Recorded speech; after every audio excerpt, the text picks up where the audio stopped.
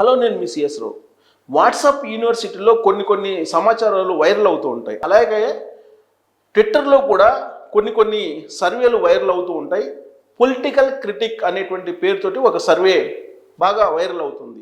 ఆ political critic అనేది ఎప్పుడు కూడా ఎగ్జాక్ట్గానే చెప్తూ ఉంటుంది. గత ఎన్నికల్లో కూడా పొలిటికల్ క్రిటిక్ ఇచ్చినటువంటి ట్వీట్స్ చాలా వరకు కూడా దగ్గరగా ఉన్నాయి. ఇటీవల జరిగినటువంటి తెలంగాణ అసెంబ్లీ ఎన్నికల్లో కూడా పొలిటికల్ క్రిటిక్ దాదాపుగా దగ్గరగానే అంచనా వేసింది. అయితే ఇప్పుడు ఆంధ్రప్రదేశ్లో నెలకొన్నటువంటి పరిస్థితులు, ఆంధ్రప్రదేశ్లో ఉండేటువంటి సిచ్యువేషన్ల ప్రకారం పొలిటికల్ క్రిటిక్ ఒక సర్వేను విడుదల చేసింది. ఆ సర్వే ప్రకారం ఏ పార్టీ పరిస్థితి ఏ విధంగా ఉంది ఆంధ్రప్రదేశ్లో అనే దాని మీద విశ్లేషణ చేసుకునేటువంటి ప్రయత్నం చేద్దాం. సో పొలిటికల్ క్రిటిక్ ఇచ్చినటువంటి లెక్కల ప్రకారం తెలుగుదేశం పార్టీ 115 నుంచి 125 స్థానాల్లో గెలిచేటువంటి అవకాశం ఉంది. తెలుగుదేశం పార్టీ కూటమి లేదా Telugu Desam party, only Telugu Desam party 115 నుంచి 125 స్థానాల్లో గెలిచేటువంటి అవకాశం ఉందని చెప్పి అంచనా వేస్తుంది. అలాగే జనసేన 18 నుంచి 20 స్థానాల్లో గెలిచేటువంటి అవకాశం ఉందని చెప్పి అంచనా వేస్తుంది. ఇదే పొలిటికల్ క్రిటిక్ మీరు ట్వీట్ చేస్తే కనుక, ట్వీట్లో పొలిటికల్ క్రిటిక్ అని వెళ్తే కనుక మీకు కూడా ఈ ఫిగర్ కనిపిస్తూ ఉంటుంది. సో పొలిటికల్ క్రిటిక్ అని ఎప్పుడు కూడా చేస్తూ ఉంటారు. కొంతమంది జర్నలిస్టులు కలిసి ఆ పొలిటికల్ క్రిటిక్ అనేటువంటి సర్వేని సమ్అప్ చేసి వాళ్ళు ట్వీట్ చేస్తూ ఉంటారు పొలిటికల్ క్రిటిక్ పేరుతోటే. అది మీరు కూడా అబ్జర్వ్ చేయొచ్చు. అది ఇప్పుడు ట్రోల్ అవుతుంది. సో జనసేన వచ్చేసి 18 నుంచి 20 మొత్తం 21 స్థానాల్లో పోటీ చేస్తుంటే 18 నుంచి 20 గెలిచే అవకాశం ఉందని చెప్పి తెలుస్తుంది. తెలుగుదేశం పార్టీ 144 స్థానాల్లో పోటీ చేస్తుంటే 115 నుంచి 125 స్థానాలు గెలిచే అవకాశం ఉందని చెప్పి అంచనా వేస్తుంది. ఇక బీజేపీ వచ్చేసి 4 నుంచి 6 స్థానాల్లో గెలిచేటువంటి అవకాశం ఉందని చెప్పి ఈ పొలిటికల్ క్రిటిక్ అంచనా వేస్తుంది. ఇక వైఎస్ఆర్ కాంగ్రెస్ పార్టీ 15 నుంచి 18, 15 to 18 మధ్యలోనే ఉండే అవకాశం ఉంది, అంతకు మించి రావు వైఎస్ఆర్ కాంగ్రెస్ పార్టీకి అని చెప్పి అంచనా వేస్తుంది. ఇక కాంగ్రెస్ పార్టీకి విచిత్రంగా 0 to 3 అంటే 3 స్థానాలు గెలిచే అవకాశం లేకపోలేదు కాంగ్రెస్ పార్టీ అనేటువంటి ఒక అంచనా పొలిటికల్ క్రిటిక్ వేస్తూ ఉంది. సో ఇది వైరల్ అవుతున్నటువంటి సర్వే ట్విట్టర్లో, ఎస్పెషల్లీ ట్విట్టర్లో వైరల్ అవుతున్నటువంటి సర్వే. సో ఇక ఓట్ల శాతం కూడా ఇచ్చారు వాళ్ళు. సో ఓట్ పర్సెంటేజ్ వచ్చేటప్పటికి మనకి తెలుగుదేశం పార్టీ, జనసేన, బీజేపీ అంటే కూటమి, ఈ కూటమికి 56.50 రావచ్చు అంటున్నారు. అంటే హయ్యెస్ట్ అంచనా వేస్తుంది ఈ పొలిటికల్ క్రిటిక్ అనేటువంటి survey. 56.50, 56.50% Telugu Desam party, BJP, Janasena కూటమికి వచ్చేటువంటి అవకాశం ఉందని చెప్పి అంచనా వేస్తూ ఉంది. వైఎస్ఆర్ కాంగ్రెస్ పార్టీకి కేవలం 35.50% మాత్రమే వచ్చేటువంటి అవకాశం ఉంది అని చెప్పి అంచనా వేస్తుంది ఓట్ షేర్.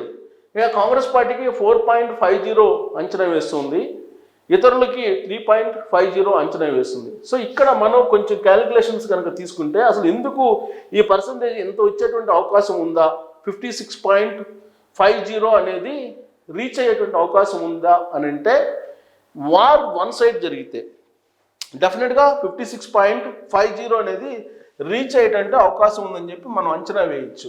ఎందుకనంటే ఇక్కడ 56.50 అంటే వన్ సైడ్ ఎలక్షన్ జరగాలి, ప్లస్ పోలింగ్ పర్సెంటేజ్ కూడా దాదాపుగా 80% రావాలి. పోలింగ్ పర్సెంట్ కనుక 80% అయితే ఇది వార్ వన్ సైడ్ జరిగేటువంటి అవకాశం ఉందని చెప్పి మనం అంచనాకు రావచ్చు. ఎందుకంటే 80% పోలింగ్ అయితే కనుక ప్రభుత్వ వ్యతిరేకత ఉంది అని చెప్పి సంకేతాలు. జనరల్గా కూడా మనకి పోలింగ్ పర్సెంట్ ఎక్కువ ఉంటే కనుక, ఎక్కువ పోలింగ్ పర్సెంట్ అయితే కనుక ప్రభుత్వ వ్యతిరేకత ఉంది అని చెప్పి సంకేతాలు ఉంటాయి.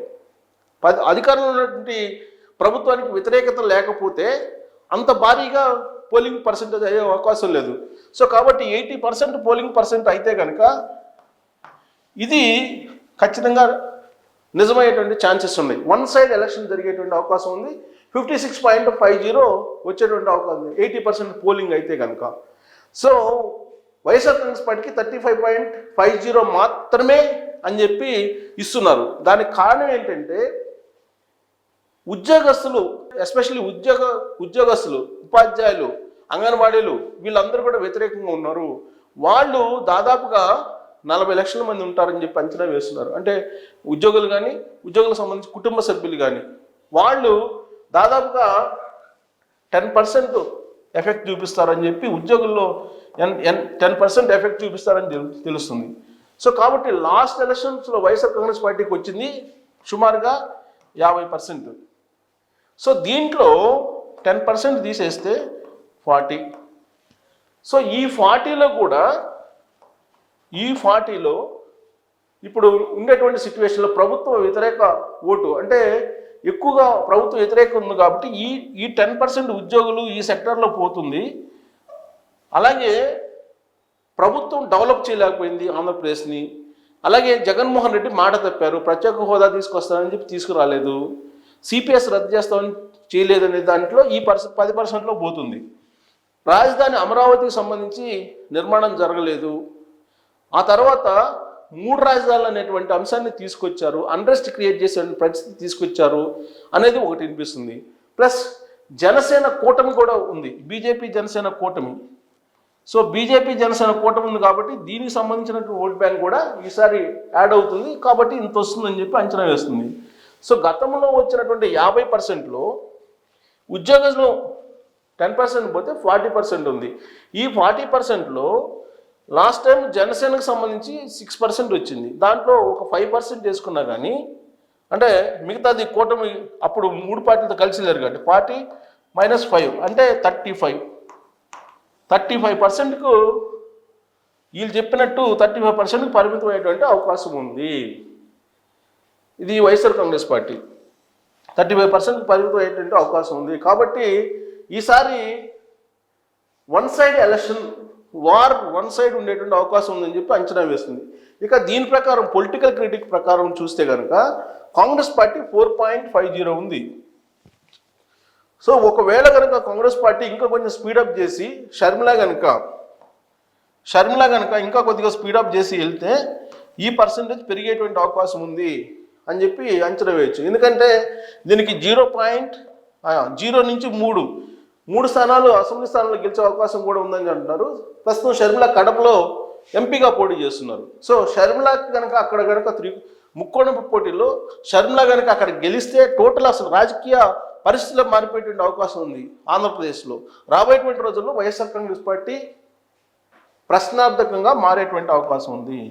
తెలంగాణలో ఏ విధంగా అయితే బీఆర్ఎస్ పార్టీ ఇప్పుడు ప్రజెంట్ క్రిటికల్ పొజిషన్ని ఫేస్ చేస్తుందో అంతకన్నా ఎక్కువగా వైఎస్ఆర్ కాంగ్రెస్ పార్టీ ఈసారి క్రిటికల్ పొజిషన్ ఫేస్ చేసే అవకాశం ఉంది ఆఫ్టర్ ఎలక్షన్స్ అనేది మనకు అర్థం అవుతుంది. కారణం ఏంటంటే ఆడ కాంగ్రెస్ పార్టీ బలపడేటువంటి అవకాశం ఉంది షర్మిల కనుక కడపలో గెలిస్తే.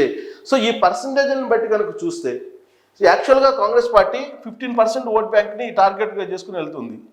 15% ఓట్ బ్యాంక్ని టార్గెట్గా చేసుకుని వెళ్తుంది. ఆ విషయాన్ని తెలంగాణ ముఖ్యమంత్రి రేవంత్ రెడ్డి కూడా చెప్పడం జరిగింది.